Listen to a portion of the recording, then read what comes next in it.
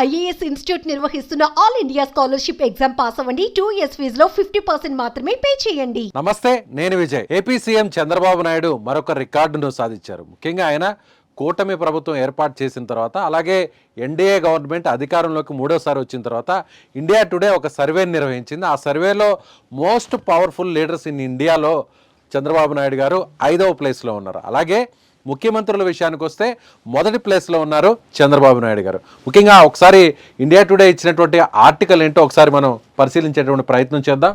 2 రోజుల కిందట India today ఒక సర్వేని చేపట్టింది. ఆ సర్వేలో కూడా most powerful leaders in India ఎవరు అనేటువంటి ఒక సర్వేని చేసింది. అందులో భాగంగా మొదటి ప్లేస్లో నరేంద్ర మోడీ ఉన్నారు. ఆయన ప్రధానమంత్రిగా 3వసారి మళ్ళీ తిరిగి అధికారంలోకి వచ్చారు. అదేవిధంగా 2వ ప్లేస్ లో మోహన్ భగవత్ ఉన్నారు. ఆర్ఎస్ఎస్ చీఫ్ గా ఉన్నటువంటి మోహన్ భగవత్ ఉన్నారు. అలాగే 3వ ప్లేస్ లో ఎవరైతే కేంద్ర మంత్రిగా ఉన్నటువంటి అమిత్ షా ఉన్నారు, హోంమంత్రిగా ఉన్నటువంటి అమిత్ షా ఉన్నారు.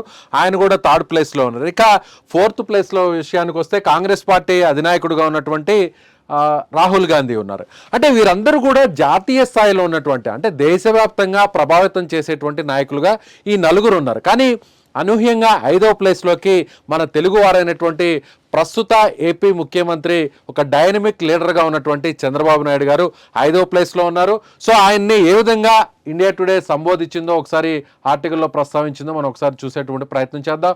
నరేంద్ర మోడీని, ప్రధానమంత్రి నరేంద్ర మోడీ గారిని హిస్టరీ మేకర్గా అక్కడ సంబోధించారు.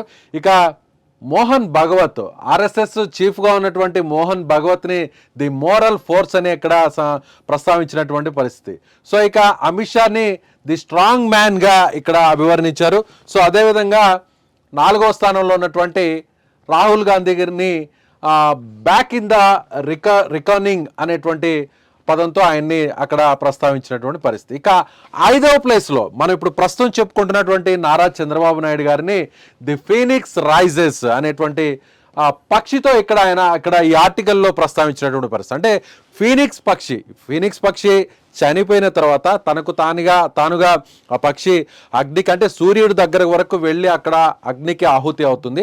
ఆ తర్వాత ఎవరైతే పూర్వజన్మలో ఉన్నటువంటి వారికి సంబంధించినటువంటి ఆ బూడిద ద్వారా వెంటనే తిరిగి ఆ పునర్జీవాన్ని పోసుకునేటువంటి పక్షిగా ఫీనిక్స్ పక్షిని చెప్తుంటారు. ఇది గ్రీకు పురాణంలో దీని ప్రస్తావన ఎక్కువగా ఉంటుంది. అంటే పూర్తిగా చనిపోయింది, ఇక లేదు, తనకు ఇక జన్మ లేదు అనేటువంటి పరిస్థితుల్లో నుంచి బూడిదలో నుంచి తన అంశ ద్వారా తిరిగి ప్రాణాన్ని పోసుకునేటువంటి పక్షిగా ఇక్కడ మనం చెప్తుంటారు ఫీనిక్స్ పక్షిగా. అంటే ఈ ప్రస్తావన ఎందుకంటే గత ఎన్నికలకు ముందు చంద్రబాబు నాయుడు గారు 2019 ఎన్నికల్లో కేవలం 23 స్థానాలకు పరిమితమయ్యారు. 151 స్థానాల్లో వైసీపీ గెలుపొందినటువంటి పరిస్థితి. సో ఆ దశ నుంచి పూర్తిగా, అంటే చంద్రబాబు నాయుడు గారికి సంబంధించినటువంటి పార్టీని పూర్తిగా నిర్వీర్యం చేసేటువంటి పరిస్థితుల్లో భాగంగా ఆయనపై స్కిల్ క్యాంప్ కేసును అప్పట్లో ప్రభుత్వం పెట్టినటువంటి పరిస్థితి. ఆ కేసులో భాగంగా చంద్రబాబు నాయుడు గారిని అరెస్ట్ చేయడం, నేరుగా రాజమండ్రి జైల్లో పెట్టినటువంటి పరిస్థితి. ఇక చంద్రబాబు నాయుడు గారు ఇక బయటకు రారు, ఇక జైలు జీవితంతోనే ఆయన ఉండబోతున్నారు. సో ఇక రాజకీయాల్లో ఆయన తిరిగి మళ్ళీ తన మార్కును చూపించేటువంటి ప్రయత్నం ఇక ఉండబోదు అనేటువంటి అనేక ఊహాగానాలు అప్పట్లో వచ్చినటువంటి పరిస్థితి. ఇక చంద్రబాబు గారి పరిస్థితి అయిపోయింది, తెలుగుదేశం పార్టీ పరిస్థితి కూడా అయిపోయింది. కాబట్టి తిరిగి మళ్ళీ వైసీపీఏ మళ్ళీ 2వసారి అధికారంలోకి వస్తుంది అనేటువంటి అనేక ఊహాగానాలు, రాజకీయ విశ్లేషణలు ఇవన్నీ కూడా జరిగాయి. కానీ అనూహ్యంగా చంద్రబాబు నాయుడు గారు కూటమి ప్రభుత్వాన్ని ఏర్పాటు చేయడం జరిగింది. జనసేన పార్టీ బీజేపీతో కలిసి మెజారిటీ, అంటే ఏపీ రికార్డ్స్లోనే, ఏపీ హిస్టరీలోనే ఇలాంటి తిరుగులేని విజయాన్ని నమోదు చేసుకున్నారు. ఒక రకంగా చెప్పాలంటే చంద్రబాబు నాయుడు గారు ప్రస్తుతం ఎన్డీఏలోనే, అంటే ఒక్క ఏపీలోనే కాకుండా ఎన్డీఏ ప్రభుత్వంలో కూడా ఆయన చాలా కీలకంగా ఉన్నటువంటి నేతగా చెప్పాలి. అంటే ప్రస్తుతం ఎన్డీఏలో బీజేపీ తర్వాత 2nd లార్జెస్ట్ పార్టీగా చంద్రబాబు నాయుడు గారు 16 ఎంపీ స్థానాల్లో ఉన్నారు. ఒక రకంగా చెప్పాలంటే నితీష్ కుమార్ యాదవ్, అంటే ఎవరైతే బీహార్ సీఎం ఉన్నారో, బీహార్ సీఎం సంబంధించినటువంటి ఆ పార్టీకి సంబంధించినటువంటి ఎవరైతే ఎంపీలు 12 స్థానాల్లో ఉన్నారు. అంటే ఈ ఇద్దరు కూడా, అటు తెలుగుదేశం పార్టీ, అలాగే చంద్రబాబు నాయుడు గారి పార్టీ, అలాగే నితీష్ కుమార్ యాదవ్ పార్టీ, ఈ 2 పార్టీలు కానీ తమ మద్దతుని కానీ ఉపసంహరించుకుంటే ఖచ్చితంగా ఎన్డీఏ ప్రభుత్వం కూలిపోయేటువంటి పరిస్థితి. సో అంత కీలకమైనటువంటి స్థానంలో ఉన్నారు ఇవాళ చంద్రబాబు నాయుడు గారు. సో చంద్రబాబు నాయుడు గారు తర్వాత చూస్తే ఇక్కడ మనం చెప్పినట్టుగా నితీష్ కుమార్ యాదవ్ని ఇక్కడ ప్రస్తావించారు. ఆయన chief minister of Bihar. So ఈయన్ని స్టిల్ ఇన్ఛార్జ్గానే అక్కడ సంబోధించినటువంటి పరిస్థితి. ఇక తర్వాత స్థానంలో 7వ స్థానంలో చూసినట్లయితే యోగి ఆదిత్యనాథ్ ఉన్నారు.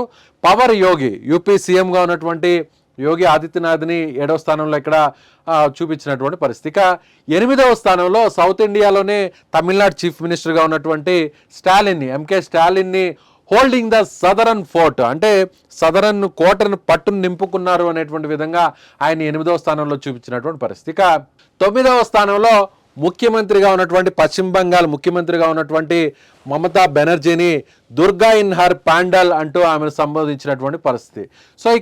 సో 10వ స్థానంలో అఖిలేష్ యాదవ్ ఉన్నారు. సమాజ్వాదీ పార్టీ అధినేతగా ఉన్నటువంటి అఖిలేష్ యాదవ్ యూపీకి సంబంధించినటువంటి ఆయన్ని 10వ స్థానంలో ఇక్కడ మోస్ట్ పవర్ఫుల్ లీడర్గా ఇండియాలో చూపించినటువంటి పరిస్థితి. సో ఆయనది బైస్కిల్ ఆన్ ట్రాక్ అనేటువంటి విధంగా ఆ బిరుదుతో ఇక్కడ ప్రస్తావించినటువంటి పరిస్థితి. సో ఓవరాల్గా చూసినట్లయితే చంద్రబాబు నాయుడు గారు ఇవాళ దేశంలోనే అత్యంత ప్రభావితవంతమైనటువంటి నాయకుల్లో ఆయన 5వ స్థానంలో ఉన్నారు.